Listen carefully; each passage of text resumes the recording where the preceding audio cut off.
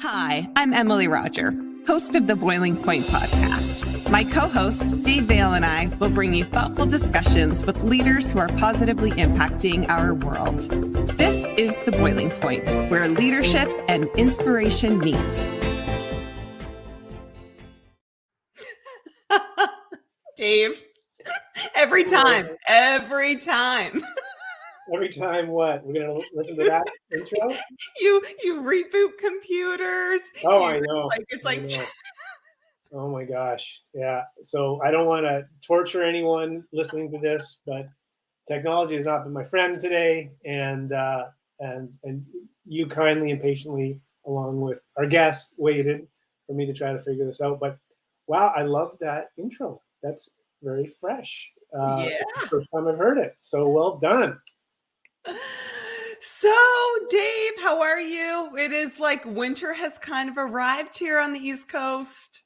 It has. Yeah, I know. We're like in it. It was like summery and then bam, winter. Like it was 22 degrees and then -1. So welcome to, anyone that wants to experience that, come to Atlantic, Canada, and you can experience that for sure. When it gets like this, oh, go ahead. I was going to say, what's new and exciting with you? You got some cool travel coming up. I know that. Oh my gosh, I have some wild travel coming up. Yeah, I actually leave in 2 days to go fishing for bluefin tuna. Heading to Nova Scotia for that, and then a couple of other local trips, and then my next big trip is I go to Africa. I'll be over there for minimum 5 weeks, maybe longer, working on some projects over there, and it's wild. That's a dream come true trip. I think we'll have some exciting conversations after that trip. So I look forward to hearing. I live vicariously through you. I think it sounds awesome. And I mean, I've been aware of it, but there's a lot of details I'm not entirely aware of. So I look forward to catching up on that for sure. And you will live vicariously through me until you hear all about my flights and how many flights to get to every destination. And then you will say, I'm happy it's Emily, not me, because our love for flying is totally different. Yes, that is true. We figured that out a few podcasts ago for sure. Yeah. So really cool guest on our show today. We have Matt Cundill, and Matt is someone who, I mean, like you talk about the team that comes together for the Boiling Point. Matt is an integral part of our team. We'll get more into that when we bring him on. But Matt is a 25-year radio veteran who has worked in Montreal, Winnipeg, Edmonton, and even the Annapolis Valley. He transitioned to voiceover and podcast in 2014 after getting restructured out of traditional media, which I'm sure there will be a story in there about that. And after being a talent coach to so many in radio, he transitioned to podcast to do the same. Matt Cundill, welcome to the Boiling Point. Thanks so much for having me. I feel like first and foremost, it is like you are the one that mostly helps Dave with his microphone.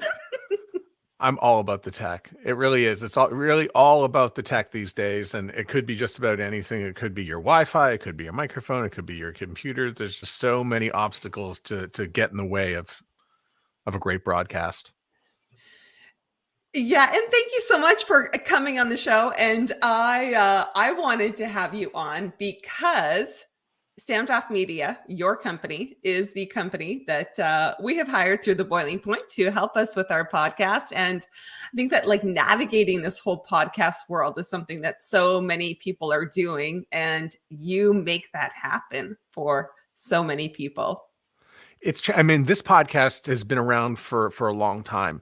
Going right back to the early days. And when we say early days of podcasting, I mean, the early days were 2004, but a lot of people began to sort of dabble 2015, 2016, and you could do it, but it was quite complex back then. You had to, iTunes, and there was Google Play, and there was all sorts of strange ways to to make your podcast happen. And now it's become so streamlined and so easy with so many technological toys out there that now we're able to do more. Like, for instance, this is video. A lot of people may be watching this on video. They may be hearing this on audio.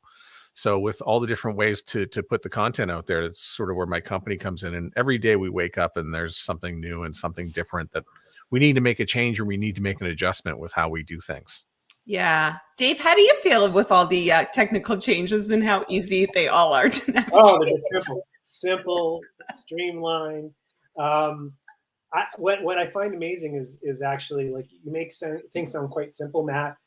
It's actually very complex. There's a lot of moving parts. There's a lot of things happening, and am I alone out there in just wanting to have a podcast, and wanting it to get out to an audience, but all the things that happen in between recording something and how it gets out, I find it fascinating, but I don't really want to know it all because it just feels so complicated and convoluted to me.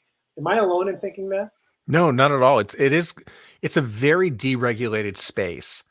It comes from an RSS feed. So this show goes out on an RSS feed, and people go, well, what's that?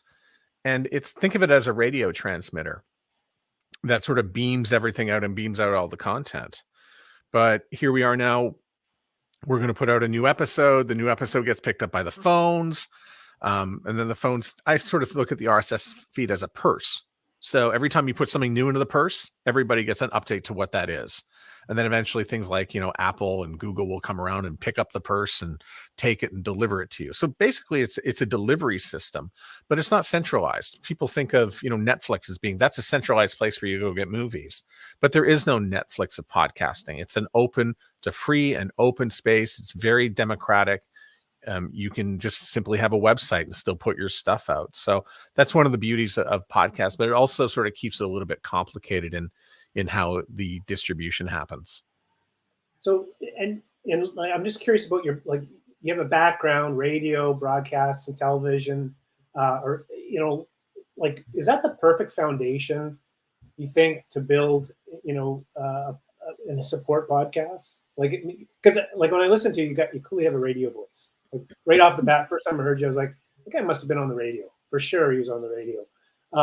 And I'm just, you're out of radio, you're into this space now, but tell us about how leveraging that knowledge and experience has helped you in this genre. So it's actually not the best. Really? It actually runs a little bit, against the grain of what podcast is. So the day I figured it out was when I learned that radio is live and local and that podcasting is on demand. So when you watch television, you can see the Super Bowl or the Academy Awards, and that's often taking place live, and you'll watch that. But then you go to Netflix and you can watch that anytime. And it can take you about 7 or 8 minutes to find the thing you watch, which is much like podcasting, right? It takes you a little bit of time to go figure out which one you want to listen to. So I began to bust it up into 2 parts. And this is on-demand audio versus audio that is live and local. And so once I separated those 2 parts, I began saying, okay, radio is radio. But podcasting really has more in common with books and magazines and blogs than radio. Outside of the microphones, that's really all they have in common. One thing radio is really good at, though, is promoting and saying, hey, tomorrow morning, 8:15, be sure to be listening for this and join us for this, and traffic and weather together on the ones. We're very much trained to be able to do that. Well, with podcasting, it's on demand. So trying to motivate people to go into, to listen and to access the show when they have really a whole runway of life in front of them. It's not, there's no demand for that, but radio is so strong with their promotion and they do it so well. So that's some of the things from radio that I've brought. And that's really the marketing side of things and how to market a podcast. So with you transitioning out of radio and getting into your own company, and what happened there? Well, I got fired. And, they say everybody in radio gets fired at least once. It just took me to the anniversary of my 25th year in radio before they said, well, you're done. I thought I was going to get a cake and it was going to be a sort of a celebration of 25 years in radio. It turns out they gave me a package out. And that was 2014. And I understand why. The business of radio radically changed. It began to sort of, I mean, I think there's sort of two downfalls to radio, and largely music radio if you were working in it. Probably Napster, followed by Spotify, where music became sort of ubiquitous and you could get it anywhere. And then social media in 2007, when that came along, people got their information quicker, faster from different sources, and radio began to change again. And then the money began to disappear. People would advertise on Google and Facebook instead of their local radio station or their newspaper. And so the money began to change. And really, you couldn't really afford a 6-figure program director to do talent coaching at that point. So did you then jump right into owning, like, entrepreneurship? Like, how did that all come up for you? Well, there's a lot of lonely nights, I'll tell you, and trying to figure it out and what am I going to do next? And I started to do some radio consulting, which was okay.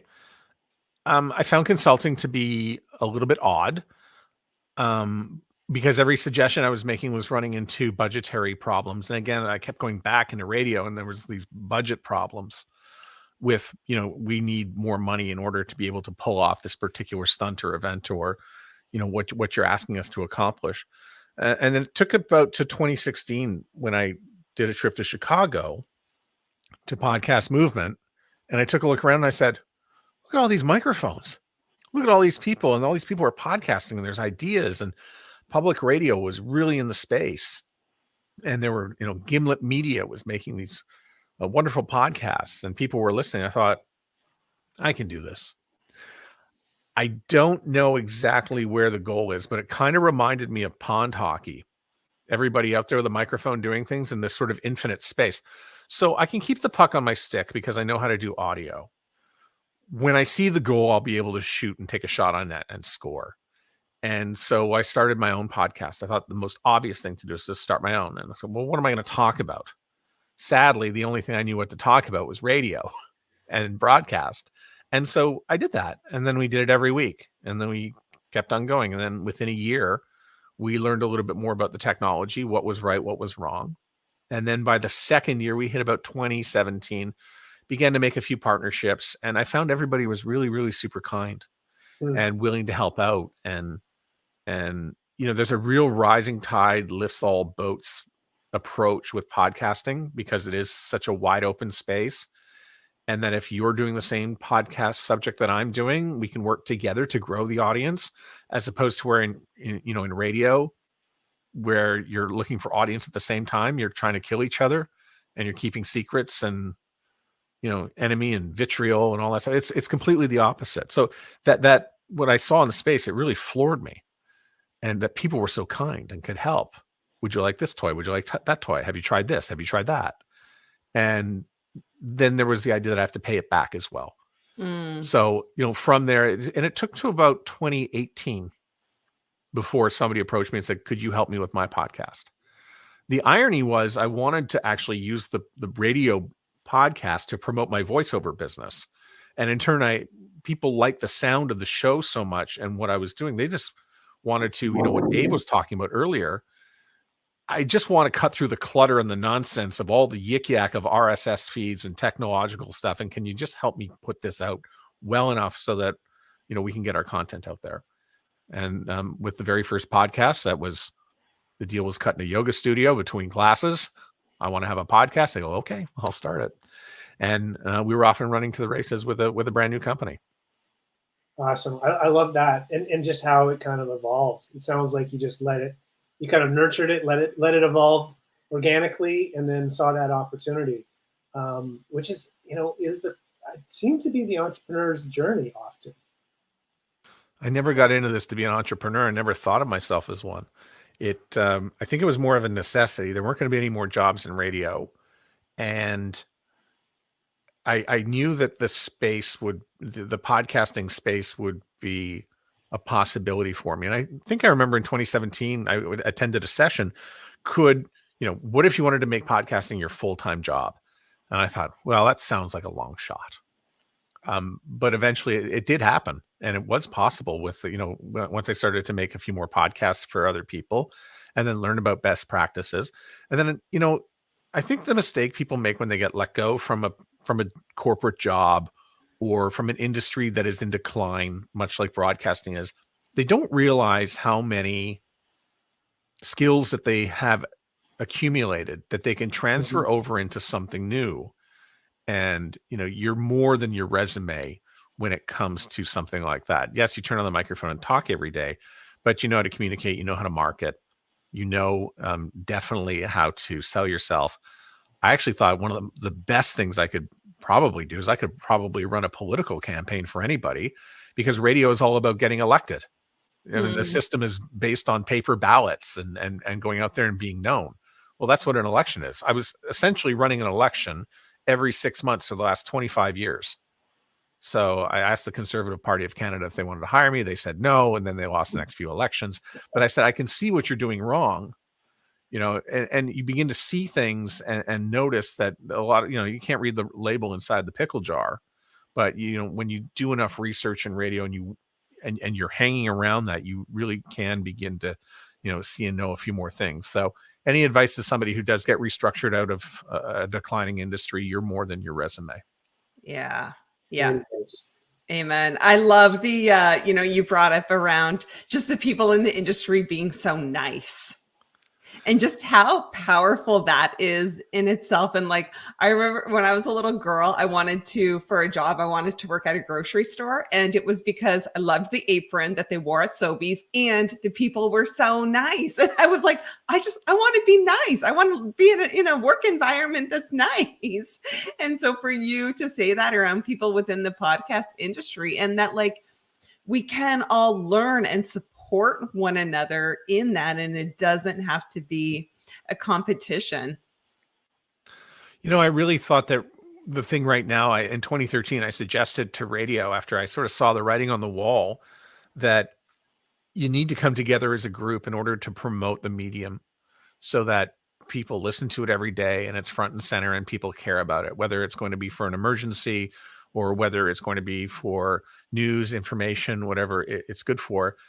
But, the companies that were running them, and I don't mind calling them out and saying Rogers, Chorus, Bell, possibly Stingray, they weren't really interested in getting together to work towards common solutions. There was a Canadian Association of Broadcasters that was largely unutilized. And to this day, I don't think there's very much they do together to really forward the medium. They really are more interested in taking declining ad revenue from one another. And that's largely unhelpful. And when I say that, I really mean Canada. In the US, they're slightly better. In Europe, they're doing a much better job of promoting themselves and staying, relevant. Even a country like Denmark, they've got subscription radio. Who's ever heard of such a thing? But they're trying it, and it's new. And, I'd be surprised if you went to your local radio station and found anybody on the air after 6 p.m. You mentioned earlier, I was just thinking about the comment. I'd like to go back to it. And it's that you were saying, like you said something about necessity. Like I didn't really have a choice. And, in terms of making this business work, right? And I'm curious about, like, the reason I bring that up is that I was talking, when I first got into the coaching business, I was talking to a couple master certified coaches. There was actually 3, all women, just these brilliant, kind of amazing coaches. And I was trying to get a sense of how they were successful. And all 3 of them had a similar story. Like it was like, we didn't have a choice. We had to be successful. Like this had to work. And I hear that from entrepreneurs a lot. And I even think of, my own journey where there's times where it's like, man, we got to make this work because, so what is it about, in your opinion, Matt, around necessity that just helps creativity, innovation, drive all those sorts of things? Do you see a connection there? Yeah, well, it's fear. Yeah. More than that, I mean, fear is a great motivator. I think when I say that, I could have gone back. There were job offers. There was opportunity to go and take on, a few positions and work with some great people too. But where would it go 2 years from now? What was going to happen next? What was going to be, the business, if it's continuing in decline, what's going to be left for you? Well, I realized I was going to be 2 or 3 years behind where we are now today. and the business that I'd started was going to languish and I wasn't going to be able to keep up, I would go right back into a radio ecosystem that was hell-bent on doing the same wrong things over and over again and struggling. So, it felt, I mean, really, honestly, to walk into a radio station 2017 through 2022, and then, of course, accelerated by the pandemic, it feels like, bailing the ocean with a spoon. And you're getting into this space, which is growing. And no, the money is not the same. It's, much less, working with niche podcasts and smaller audiences. And listen, everybody loves a 50,000 person quarter hour. But then I began to sort of look and say, well, how's that measured? A podcast like The Boiling Point, which has hundreds of people listening to this, where they're downloading. So you're giving up space on the phone. You're listening intently to the show, and you're coming away with some value. Well, that's pretty good. And, the radio, nothing against radio. I love my local radio station at 8 a.m. I'll pick up 5 minutes of news and, a few laughs along the way. And it's just sort of a different way of consumption. But would you rather have a very large audience of thousands, or would you rather have a few hundred of the right audience? Mm-hmm. So there's definitely a different mindset. And I ran into it, especially I mentioned about the comparison with radio and podcast. Radio people really need to unlearn so many bad habits before they get involved with this particular thing. And so I went to a longtime radio person and I said, hey, you've got this many YouTube people, you've got this many downloads, and you've got if I add all that together, that's 30,000 people who have consumed your show in the last month. He goes, yeah, that's nothing compared to what I had in radio. And I said, well, not really. I mean, those people came in for a little bit. These people are making an active choice to push everything aside to consume and come and listen to what you're offering. And the size of 30,000 fills two nights at at your local big hockey arena. So I don't know what your problem is. You're not looking at the numbers properly. You've got to learn to count properly. And I get some people that come in, we only got 80 downloads. I think I'm going to quit. I said, well, wait a second.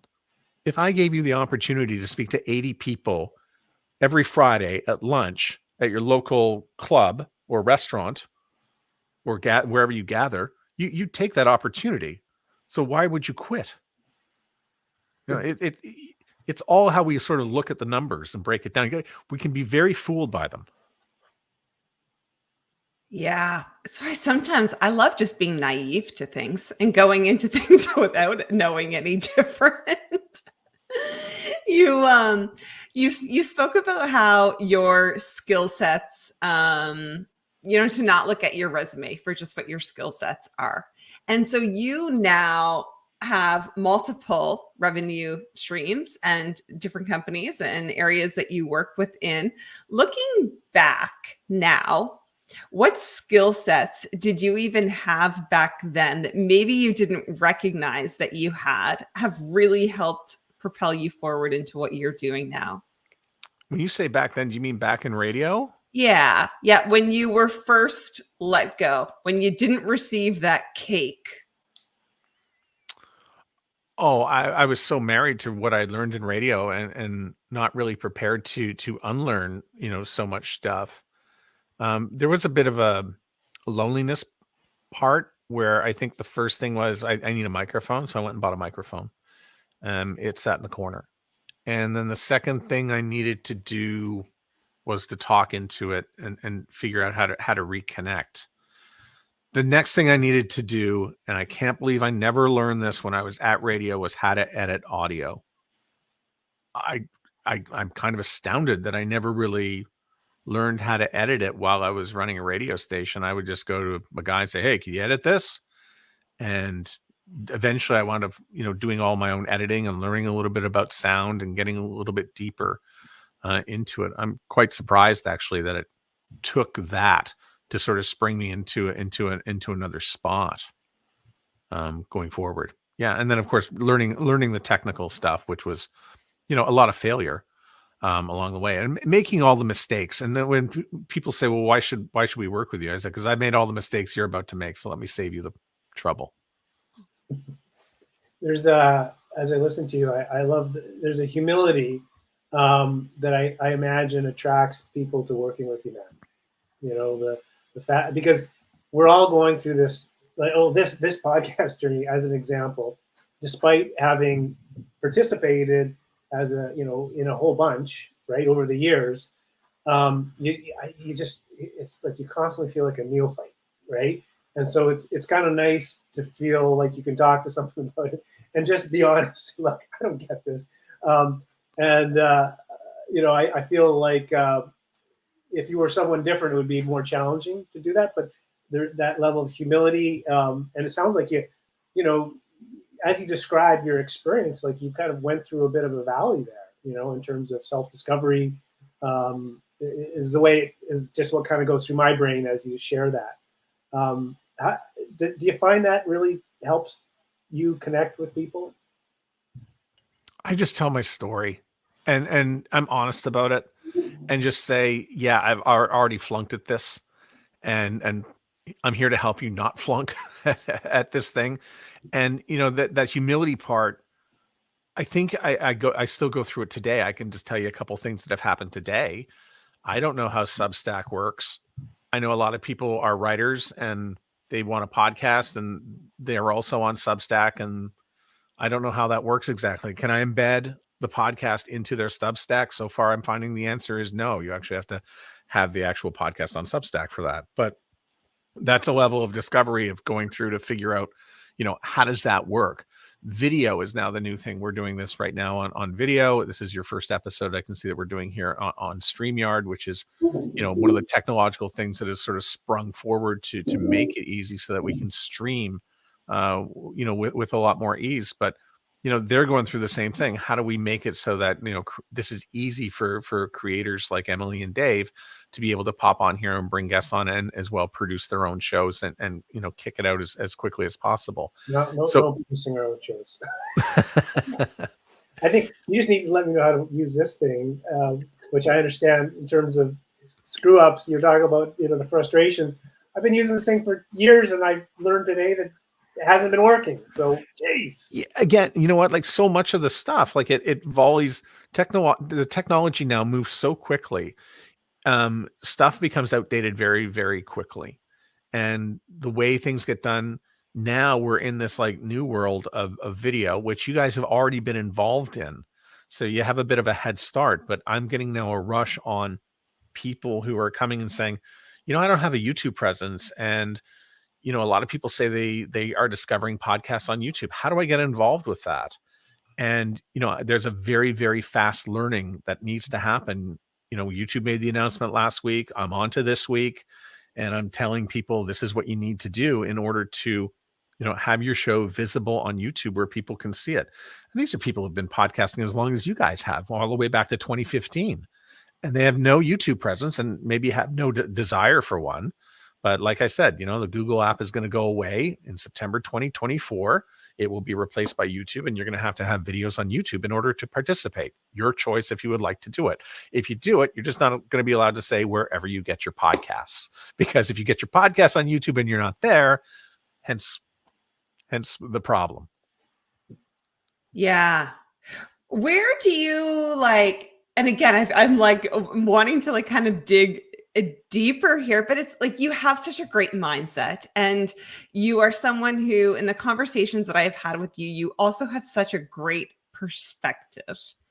And with that, it's like, where does that come from?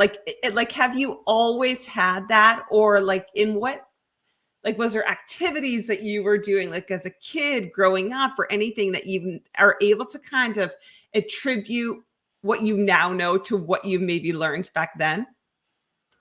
I think it's a heightened awareness. I'm very aware of the surroundings and what's going on and where the pitfalls are. And I've had conversations with people. They say, you always seem to point out the negative things before, when an idea comes out. And I said, I just want to point out the pitfalls so we don't waste a lot of time getting where we need to go. And so that would come from, I think, probably live radio. And so every day, from 2:00 to 6:00 in Edmonton or the Annapolis Valley, or whether it was all nights in Montreal, I would have to talk 2 or 3 times an hour live, and people are listening. And it can sometimes be one word, that could tank the whole thing. Somebody will misinterpret something, become offended. How can you deliver the message in a short, succinct way? So if you write something out and it comes out to a minute, can we cut that down to about 45 seconds in order to deliver the same message? All that stuff is really, really important when you're going live. What's the presentation look like? So, in a podcast, for instance, what's the artwork? What's in the description? How is it going to come out in people's ears? Is it going to be too noisy? Is it going to be too quiet? Will the P's be popping? Every little detail. You want to get rid of all that so people can continue to listen and feel at peace and at home with what they're listening to. And if they're uncomfortable, you can make people uncomfortable on the radio by talking about the wrong subjects. Politics, for instance. If you're talking politics and people aren't expecting you to talk politics, you make people feel uncomfortable, they're gone. That's not helpful. That's a problem. There's I'll give you another great example. And I know this because you do bring people on who have, for instance, have a book, and nobody has ever thought about this, but I was taught this, and I guess it's working from great coaches. Valerie Geller is one of my favorite coaches in the whole world. She has a book, and she, has told me about, tell the truth, make it matter, never be boring. Those are the 3 rules to going on the radio. So if I were to bring a guest on the show, onto my radio show, and they had a book, and I started to tell my audience, oh, so-and-so is here today, an author, and has a book. Well, the listener's going to think, I don't need to hear this interview because they're not going to be giving away the best parts, because the best parts are in the book and they want me to buy the book. And so we would immediately see a drop in listenership on the radio because people knew that. The only other time we would see that sort of drop on the radio was when we had a politician in and people knew they were not going to get the truth. Those are the only 2 times I could really sort of pinpoint, like constantly looking at ratings and seeing, the dropping. So in order to be a good communicator, and this is to answer your question, Emily, about how do you know how to communicate that stuff? I go right back to Valerie. Tell the truth, never be boring, always make it matter. Good advice. Excellent advice. So, you've had a chance to listen to the Bowling Point a number of times, probably more than you care to share. Love you. What do you have? What advice do you have for me as a host in terms of making, like just what's an area of opportunity that you see? I'm kind of putting you on the spot, but in terms of sharing a perspective, I'd love to hear it. I don't need to give you too much advice because I think you're genuinely curious. And so the questions you've asked, you're following along with the conversation, you're listening. By the way, listening back to the people you're interviewing, you'll be surprised the number of people who don't do that. And I'll point to Terry Gross, who's the host of Fresh Air, NPR down in the States, who I had no idea even existed up until 2017 when I saw her speak in Philadelphia at Podcast Movement, by the way. But for those who are lucky to catch Fresh Air on NPR, she's the best interviewer out there, I think, next to Howard Stern. She said be sure to listen back to what what they're saying. And she played a clip of the time she wasn't listening and somebody went off the rails and said something tremendously offside. And she had to say, whoa, back up. Did you say? And she said, I wasn't listening. And so being curious is part of it.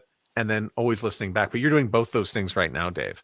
And, we're having a great free flow conversation. Lots of people are watching. They're still in. In the audio side of things, this is being recorded. It will be a separate audio experience when it's consumed in audio. So we'll be able to edit it back. So that's fine. And there's nothing wrong with being edited because, again, it's like I said, I wrote something out to a minute. I cut it to 45 seconds and I can go to air with it. Another rule from Valerie Geller, anything you can record, you can make better. I find that, Ellie, I don't know if you find this. I find it, I want to just jump into the conversation, but we also have our notes, right? That we've been given ahead of time. And I find it, it's almost challenging, right? Because you want to follow the conversation, the thread of the conversation. And there's just good stuff you want to ask that we've got as a pre-read. I think Matt's always said, just the pre-read is what it is. Stick in the conversation. But for me, it's like it's a bit of a balancing act. Do you find that as well? I actually don't really look at the notes. Like I do to get to know the guest, but then I think that I just get so ingrained in the conversation of what's being said.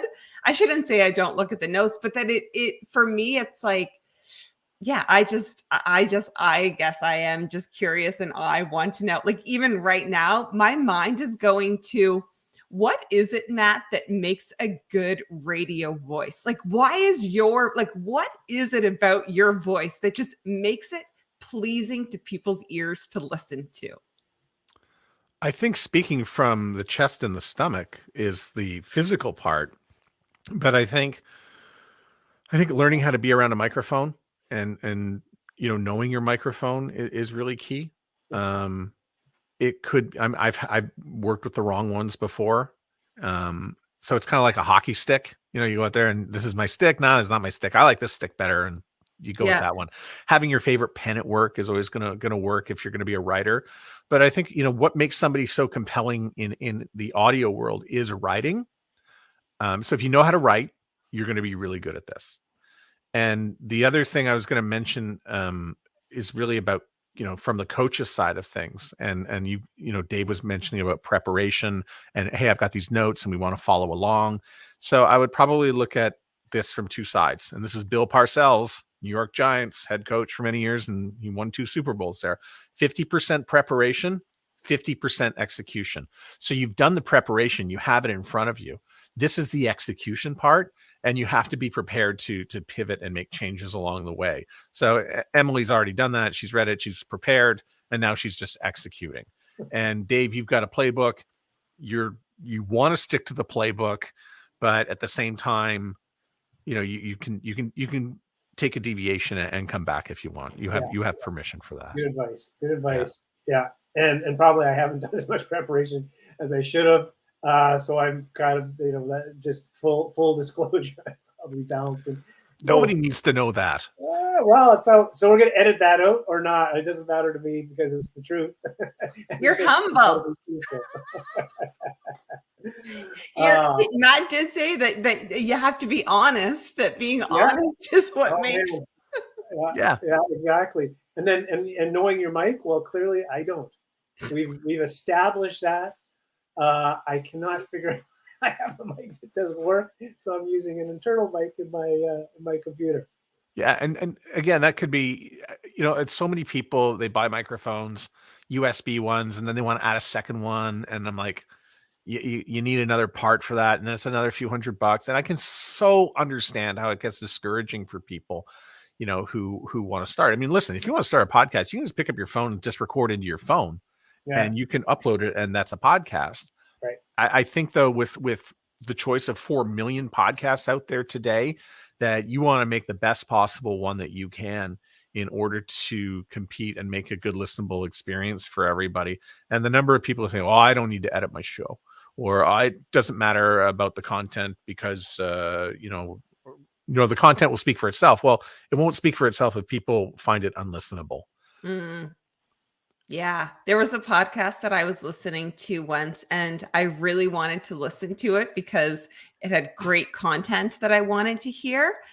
But I think the guy had a mint in his mouth. Like there was some sort of a noise that I'm like, I cannot handle this anymore. Well, that's the beauty, is we're allowed to shut it off, right? Because I've had the same thing, or the topic just veers in a way, and I'm like, I don't. This is just like too negative, or whatever it is. You can which goes to show you can lose your audience pretty quick.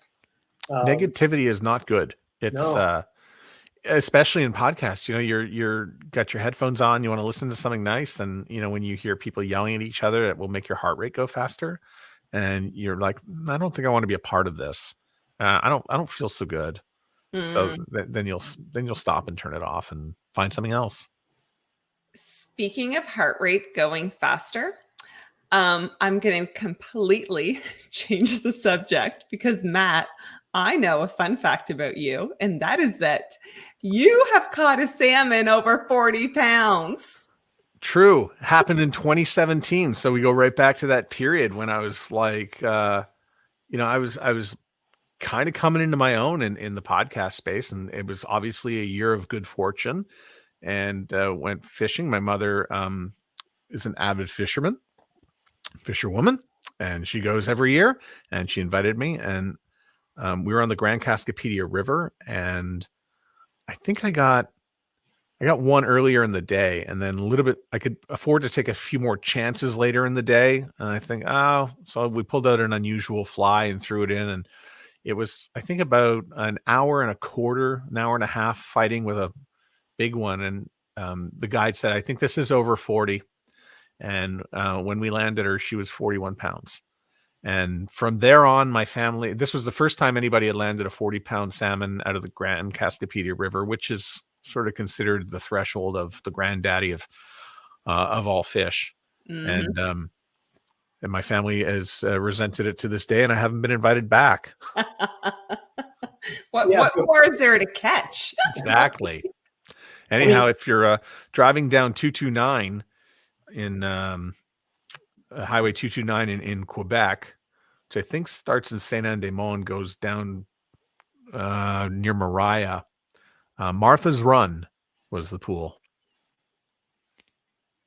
Amazing. A 40, I mean, that is a big fish. And the Grand Cascapedia is that, I think that is one of the most beautiful rivers in the world, like not even just in Atlantic Canada, but in the world. And it definitely gets some big fish in that river.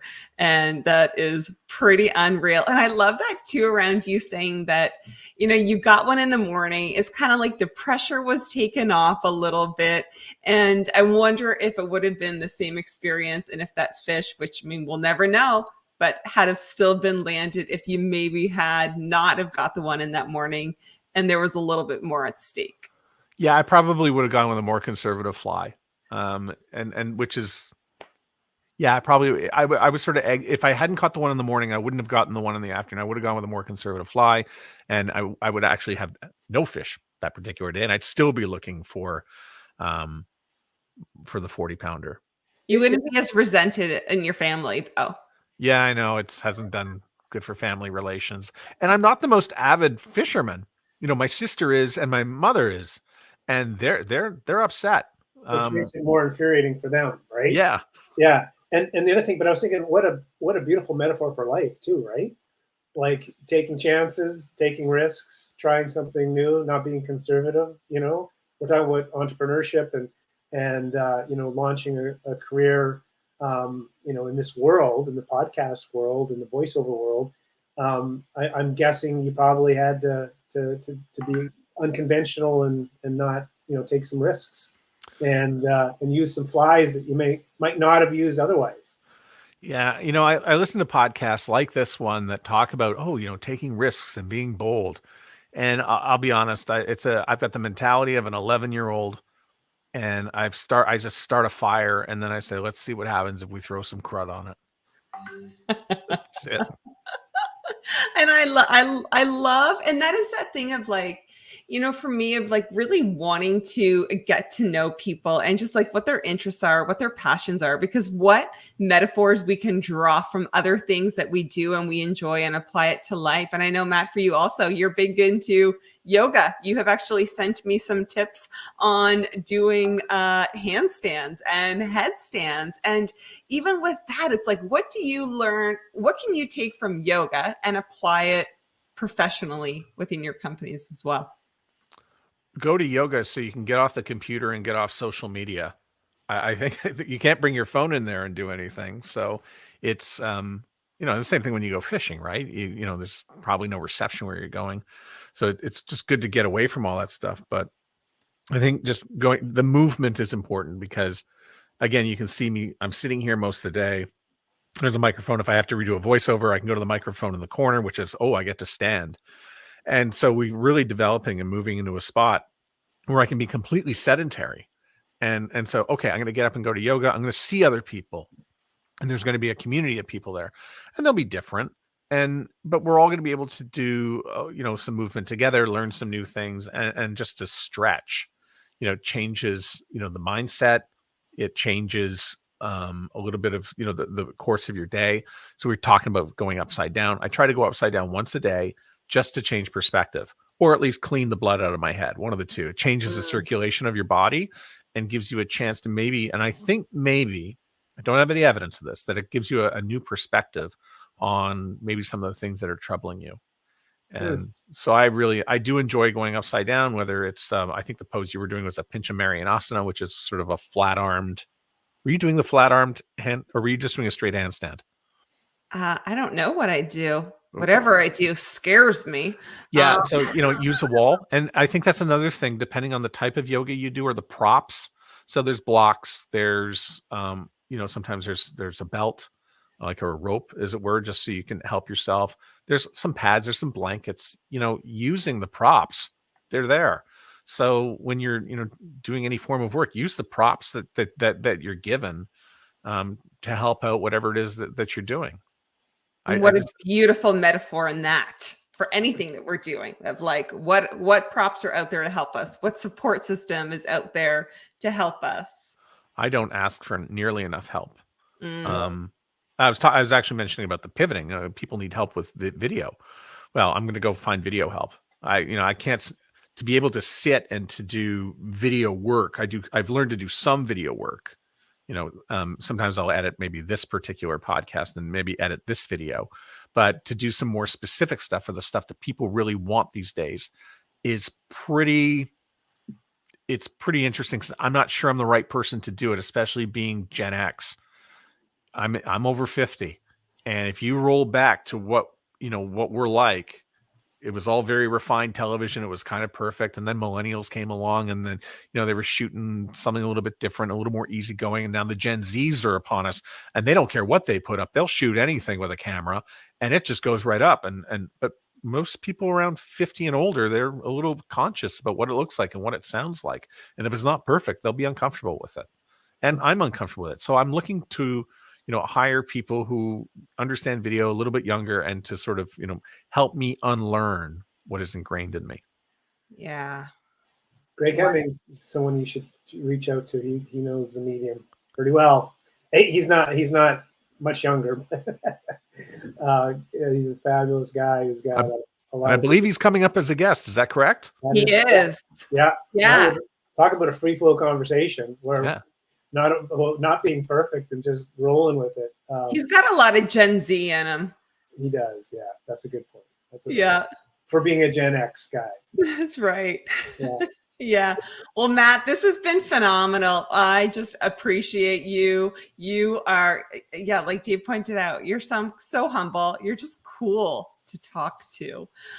So thank you so much for coming on The Boiling Point, for working with us, for being a part of our little team and getting our message and our podcast out into the world and to all of our listeners. And so we are going to list all of Matt's information and any of the extras that we have discussed in the show notes, including where you can find Matt and hire him to also help you like he helps us. And the best place to find all of that is on our website at boilingpointpodcast.com. We are active on LinkedIn, Facebook, and Twitter, and we put the video versions on YouTube and Facebook. And of course, the podcast is available on all of your favorite podcast platforms. And just a quick shout out, like, I'm just experiencing real time this platform and what you're doing, and the cameras coming in and out and all these things that we haven't seen before, Emily, or I haven't seen before. Maybe you have, I don't know. And then like the little stuff scrolling across the bottom for people that are watching the video. Very cool. Like, it's I'm just like kind of blown away just to experience this, having not seen this before. So love the conversation, and thanks for working with me through the technology, the ubiquitous technology challenges that I'm constantly up against. Every day for all of us. Don't worry about it. Yeah.